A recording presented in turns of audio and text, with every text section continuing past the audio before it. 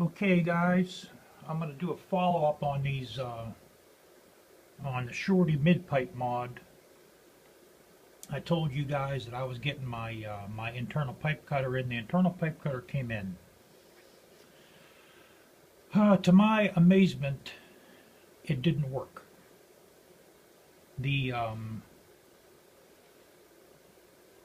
slash cut was getting in the way of the pipe cutter, so the pipe cutter, it can't work on those. So in my opinion, there's only one way you can cut those internal pipes out, and that's with the Dremel tool, with a metal cutting wheels.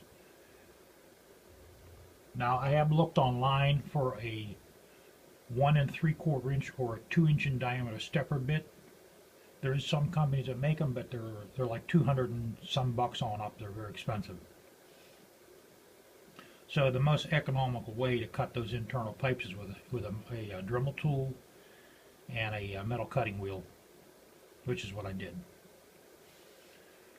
So we're going to leave them like they are. What I did do is I painted the internal pipe with black exhaust paint. So that does hide it a little bit.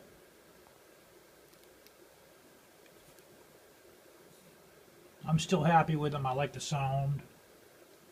You know, I think it sounds pretty good. Now, there's been a lot of talk about the Midpipe mod. There's a lot of guys that think there's a baffle inside these. Now, I don't know about the older Hayabusas, but this is a 2013. When I cut those, there was no baffle inside the mid-pipes.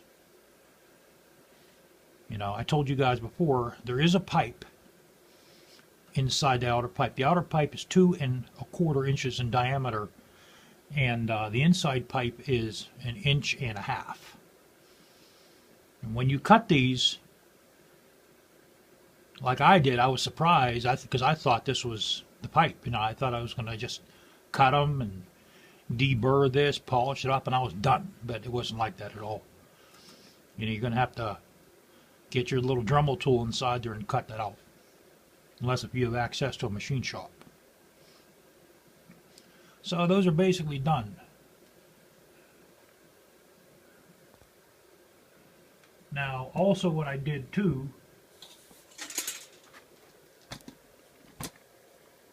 this is where the mounting bolt was for the for one of the cans. This is one of my old sliders. This is one of my old bolt-on sliders. I bolted that on. That'll take up the place of that empty, because I don't like the hole showing there. You know, because in case of the bike, without this, in case of the bike falls, it's going to hit your fairing right here. So at least like that, if the bike falls, which I hope it doesn't. Let me see if I can get a side shot here.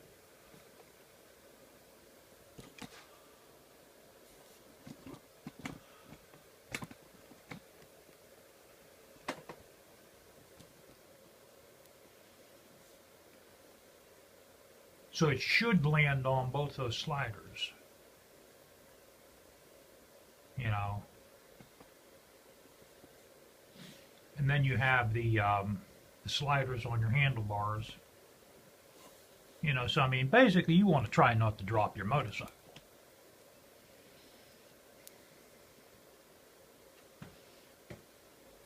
Okay. I also want to go over these tires with you guys. I'm going to change this next year. I probably got maybe, I might have maybe another 1,000 miles on that.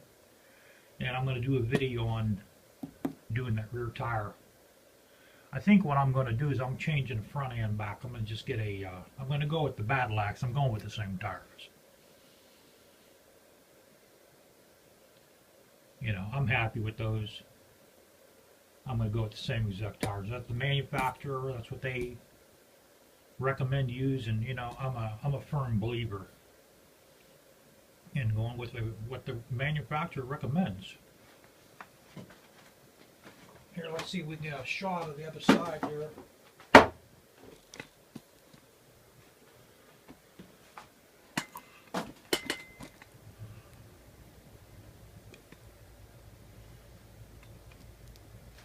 You know, I'm happy with them. I think they came out really good.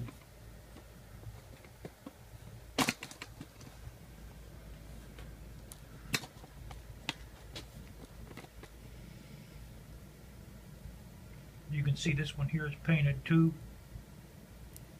I painted just the inside of them. I think they come out pretty good. I'm happy with them.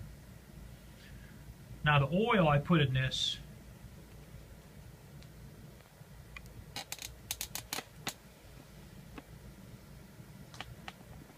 I put in Suzuki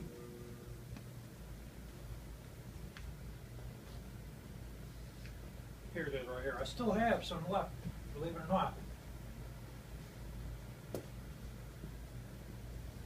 This is what the manufacturer recommends.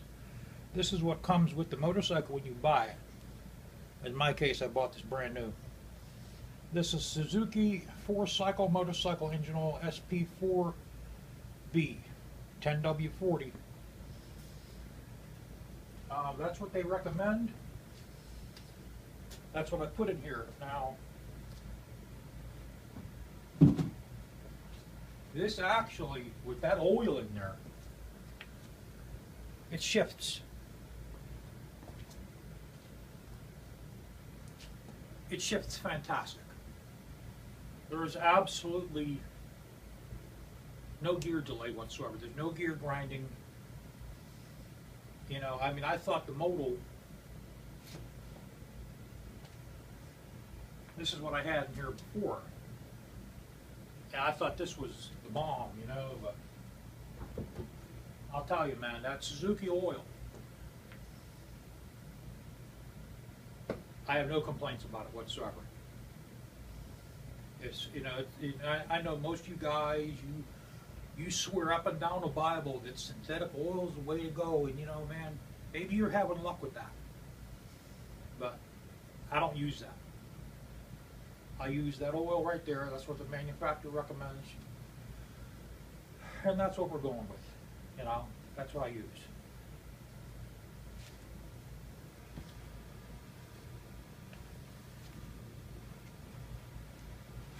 So yeah, right now we can't do nothing. We can't go out for no ride because it's like 15 degrees above zero out here. You know, so that's basically it. So the Moose is sitting in a garage here, heated garage. There's our little heater over there. It's going to sit in here till probably till March. You know, I don't winterize this whatsoever.